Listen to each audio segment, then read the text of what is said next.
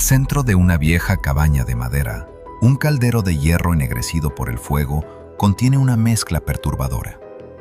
Restos de una tortuga, fragmentos de cabra y aves, junto a tejidos humanos, huesos triturados, materia encefálica y sangre espesa. Esa mezcla formaba parte de un ritual que, según sus practicantes, les otorgaba invisibilidad ante la policía y protección espiritual para sostener su negocio criminal. Bienvenidos a un nuevo expediente de archivo forense. En esta ocasión, abrimos un caso que pasaría a ocupar un lugar oscuro en la historia criminal de la frontera entre México y Estados Unidos. Este es el expediente de los narcos satánicos. Es marzo de 1989. La música retumba en los bares de Matamoros, Tamaulipas.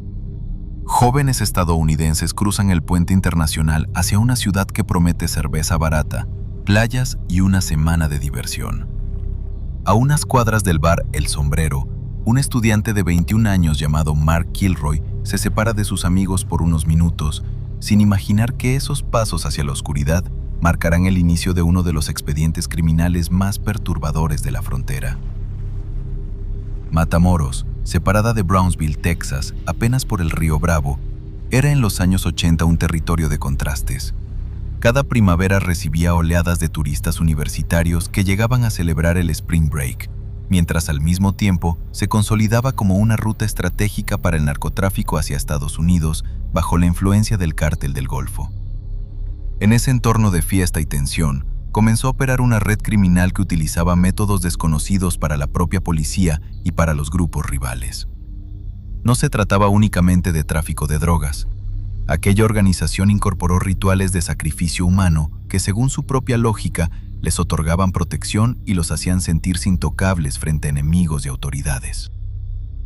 Detrás de esa estructura se encontraba Adolfo de Jesús Constanzo González, un cubano estadounidense e hijo de una mujer que practicaba palo mayombe, una tradición afrocubana de raíces bantúes que incorpora trabajo espiritual con huesos, ofrendas y entidades.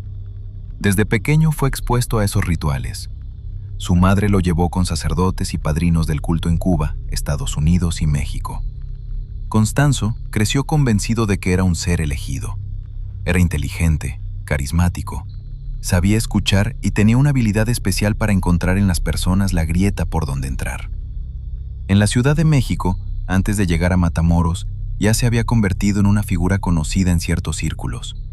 Le hacía rituales a narcotraficantes, a políticos y a empresarios. Les cobraba sumas considerables por protección espiritual. Tenía 26 años en 1989 y era apodado El Padrino. A su lado estaba Sara María Aldrete Villarreal, de 24 años. Era estudiante destacada del Instituto Tecnológico de Matamoros. Sus profesores la recordaban como disciplinada, sociable, de buen rendimiento académico. Nadie en su entorno cotidiano hubiera sospechado nada. Sara conoció a Constanzo y quedó absorbida por su mundo. Se convirtió en su mano derecha dentro del culto, con el título de la madrina. Participaba en reclutamiento, en los rituales y en las decisiones del grupo. El perfil psicológico que emerge de los expedientes y testimonios muestra a alguien que no era una víctima de manipulación inconsciente, sino una participante activa. Alrededor de Constanzo y Aldrete se formó un núcleo de seguidores. Entre ellos, Martín Quintana, conocido como el Dubi, de unos 26 años, que se desempeñaba como su lugarteniente más cercano. También estaba David Serna Valdés, de 22 años, apodado La Coqueta, encargado de transportar droga y participar en los rituales. Y Serafín Hernández García, también de 22 años, sobrino de los dueños del rancho Santa Elena, Helio y Ovidio Hernández Rivera, que era la propiedad donde el culto estableció su base de operaciones. El rancho se presentaba, en la apariencia, como una propiedad agrícola más en las afueras de Matamoros, discreta y sin rasgos que llamaran la atención. Sin embargo, tras esa fachada rural operaba una estructura muy distinta a lo que cualquiera habría imaginado. Volvamos al punto donde todo comenzó, la desaparición de Mark Kilroy en Matamoros, en una noche que inició como celebración y terminó convirtiéndose en el primer indicio de una trama mucho más profunda y perturbadora. Mark Kilroy tenía 21 años. Estudiaba medicina en la Universidad de Texas en Austin y era el único hijo de James y Helen Kilroy. Como miles de jóvenes cada primavera, cruzó el puente internacional hacia Matamoros para celebrar el Spring Break con sus amigos, sin imaginar que terminaría formando parte de un ritual de sangre y que su nombre quedaría ligado para siempre a uno de los expedientes más aterradores en la historia de la frontera. El 14 de marzo comenzó como cualquier otra jornada festiva en la avenida Álvaro Obregón. Música, cerveza, diversión y calles saturadas de visitantes estadounidenses. En medio de ese ambiente, Mark se apartó unos minutos del grupo para ir al baño. Sin embargo, nunca regresó.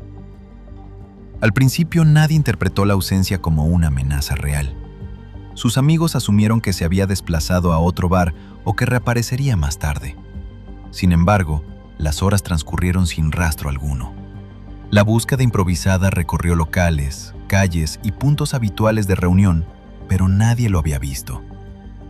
La noticia alcanzó a sus padres, Jim y Helen Kilroy en Texas, quienes iniciaron llamadas a hoteles, hospitales y corporaciones policiales en ambos lados de la frontera. Las respuestas fueron imprecisas y fragmentarias. No existía testigo claro ni indicio inmediato que orientara la búsqueda.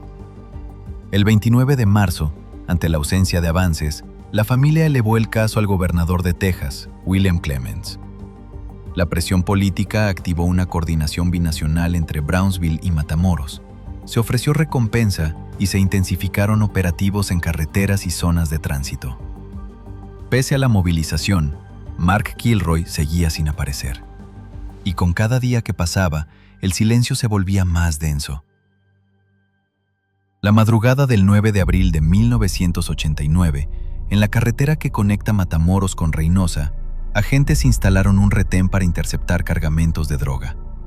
Un vehículo irrumpió en el control a 140 kilómetros por hora, sin reducir la velocidad ni atender las señales de alto. Luego de una persecución, el conductor fue detenido por la fuerza.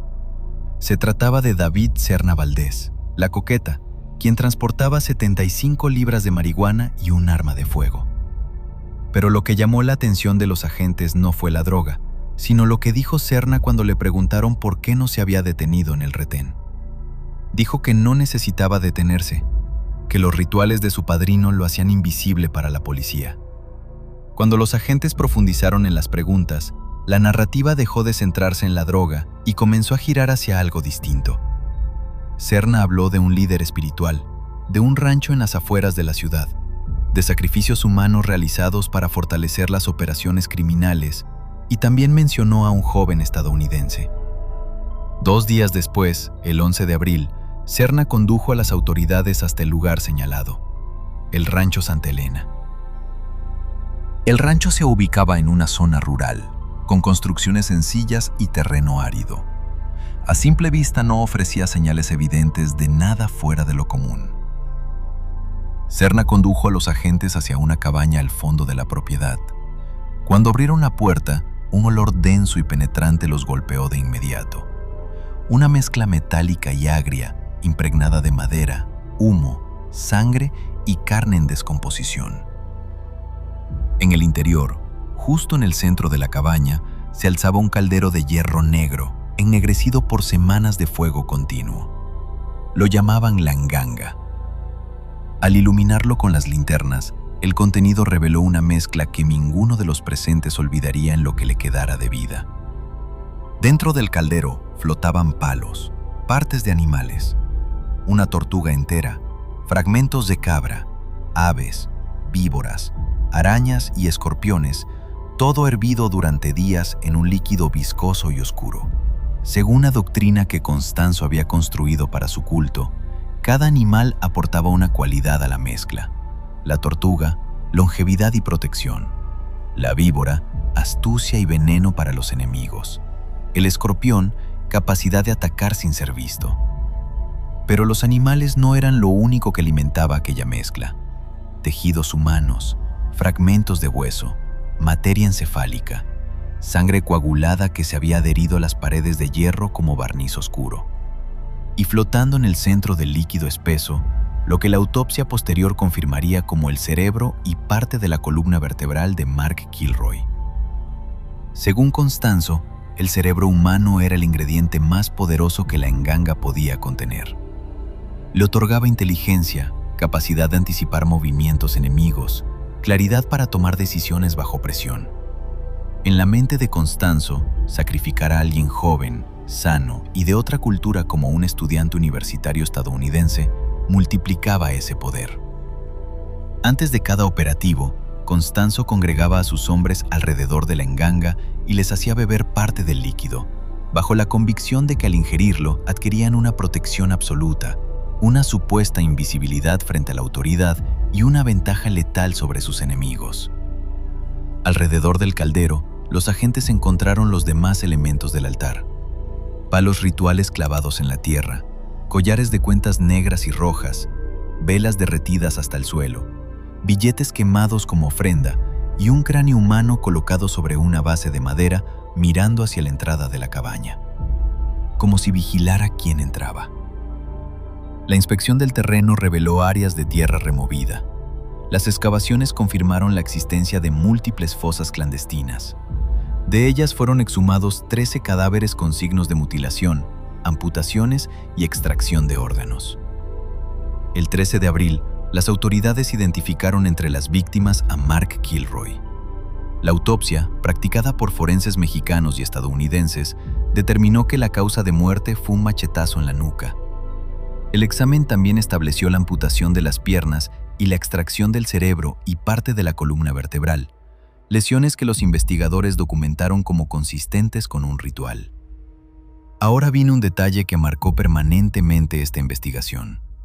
Las autoridades mexicanas, tras documentar el hallazgo, tomaron una decisión que sería duramente criticada. Ordenaron incendiar la cabaña donde estaba el caldero y los objetos rituales. La justificación oficial fue que se trataba de enviar un mensaje a Constanzo que aún no había sido capturado. El resultado fue la destrucción parcial de evidencia forense. La DEA y el FBI, presentes como observadores en las exhumaciones, documentaron lo que pudieron. Pero lo que se destruyó ya no pudo recuperarse. Tras el hallazgo de las fosas, la investigación avanzó con rapidez. El 24 de abril de 1989, autoridades realizaron cateos en propiedades vinculadas a la red y detuvieron a los dueños del rancho Santa Elena, Helio y Ovidio Hernández Rivera, así como a su sobrino Serafín Hernández. Sus declaraciones confirmaron la existencia del culto encabezado por el padrino y la madrina y permitieron identificar a otros colaboradores. Mientras tanto, Adolfo Constanzo había escapado a la Ciudad de México. El 6 de mayo, la policía lo localizó en un departamento de la colonia Cuauhtémoc y rodeó el edificio. Durante horas se negó a rendirse. Lanzó fajos de dólares por la ventana y abrió fuego contra los agentes. Al verse acorralado, en lugar de rendirse, le ordenó a Martín Quintana que le disparara. Constanzo, de 26 años, murió en un hecho registrado oficialmente como suicidio asistido. En el mismo enfrentamiento falleció Martín Quintana, el Dubi. Sara María Aldrete fue detenida en el operativo y aunque negó participación directa en los homicidios, en 1990 fue condenada a más de 62 años de prisión. Actualmente sigue recluida en el penal de Tepepan. Otros implicados colaboraron con la investigación o enfrentaron cargos por narcotráfico y complicidad. Con la muerte de Constanzo y la sentencia de Aldrete, el núcleo del grupo quedó desarticulado. La organización que se creía protegida por sus rituales terminó reducida a cenizas y procesos judiciales. Constanzo insistió en que sus prácticas no eran satánicas, sino parte de una tradición afrocubana. Sin embargo, la prensa ya los había bautizado como narcosatánicos, un término que se impuso en la narrativa mediática y que hasta hoy define el caso. El caso de Matamoros nos recuerda hasta dónde puede descender el ser humano cuando la ambición se mezcla con el fanatismo. Gracias por acompañarme en este recorrido por uno de los expedientes más inquietantes de la frontera. Suscríbete a Archivo Forense y activa las notificaciones para no perderte la próxima emisión.